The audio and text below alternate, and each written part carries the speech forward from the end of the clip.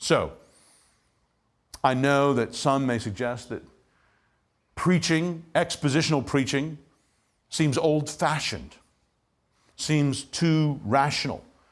That today we need a more artistic and less authoritarian or elitist, more communal and participatory way of communicating God's truth than this ancient message of one person standing here talking to other people.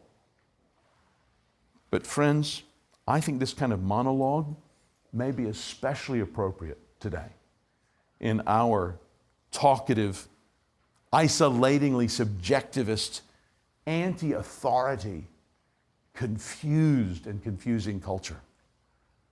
Do you know what you're contributing to this message? Pretty much nothing. Do you know what you contributed to your salvation? Pretty much nothing. God, in His Word, acts toward us in grace.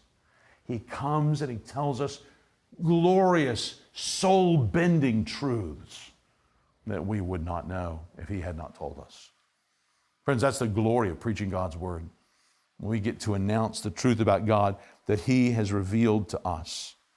We contribute nothing other than our hearing and heeding that Word. Now, of course, there will come a day when faith will give way to sight and sermons will be no more.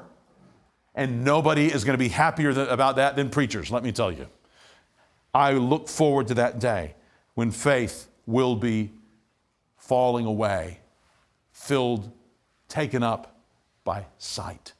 Revelation 22:4 presents that climax when faith finally gives way to sight, and as the apostle says, we shall see God. But now, we're in a different time. So, people like me need to talk.